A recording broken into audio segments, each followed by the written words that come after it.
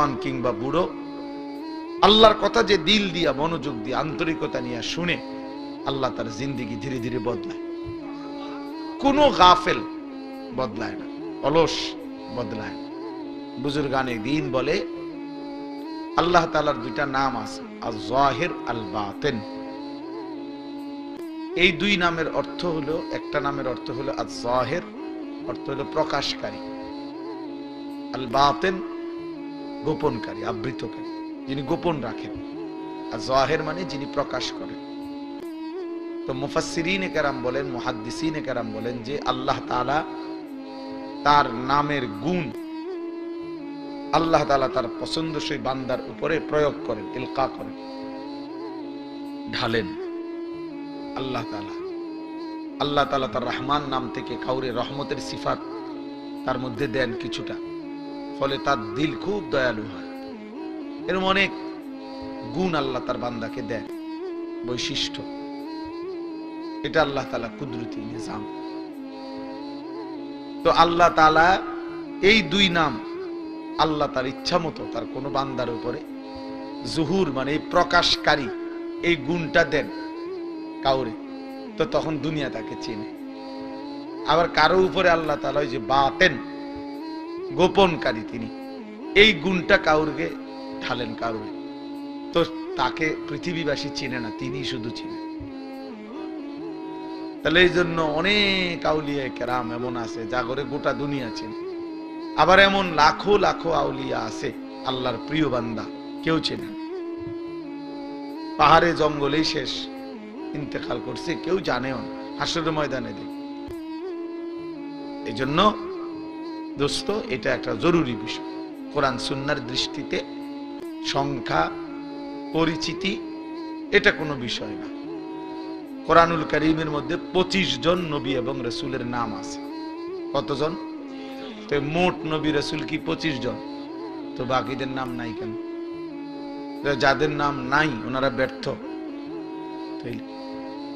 পৃথিবীতে 5000 সাহাবীর নাম কোনো কিতাবে নাই, সবগুলো কিতাবে একসাথ করে একবারে বাড়ি চালান দিলেও তো আমি হবে না।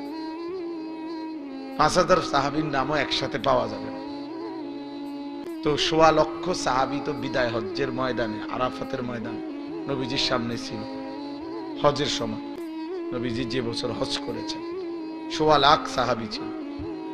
তাহলে 1,25,000 সাহাবীর মধ্যে 5000-এর নামও তো কোনো কিতাবে নাই, কোনো বইতে নাই, ইতিহাসে নাই, নাই ওনাদের নাম কেউ জানে না।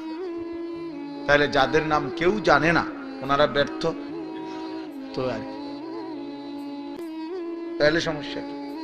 এই জন্য দোস্ত সবাই চিনলেই সফল, না চিনলে ব্যর্থ এমন কিছু না। এটা কোনো বিষয়, কতজন এটা কোনো কথা। সূরা ইয়াসিনের মধ্যে একটা ঘটনা আছে, ওয়াদরিব লাহুম মাসালান আসহাবাল কারিয়া। এই ঘটনার মধ্যে আছে 3 জন রাসূল আল্লাহর পক্ষ থেকে একটি এলাকার মানুষকে দিবানিশি কালেমার দাওয়াত দিছে, আল্লাহর দিকে দাওয়াত দিছে।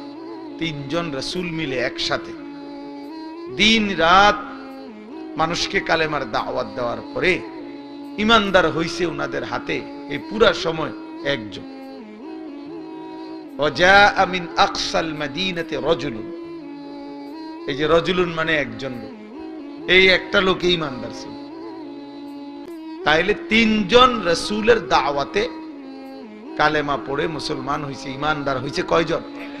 তো উনারা ব্যর্থ, ওনারা এইটা মনে রাখতে, এটা মনে রাখতে হবে। এই জন্য আল্লাহর কথার দিকে আন্তরিক হওয়া দরকার, কম হোক বেশি হোক, যে মনোযোগ দিয়ে জওয়ান কিংবা বুড়ো আল্লাহর কথা যে দিল দিয়া মনোযোগ দিয়ে আন্তরিকতা নিয়ে শুনে আল্লাহ তার জিন্দেগি ধীরে ধীরে বদলায়। কোনো গাফেল বদলায় না, অলস বদলায় না, গাফেল গাফেলই থেকে যায়, খামখেয়ালি আর কি, অবহেলা, অলসতা।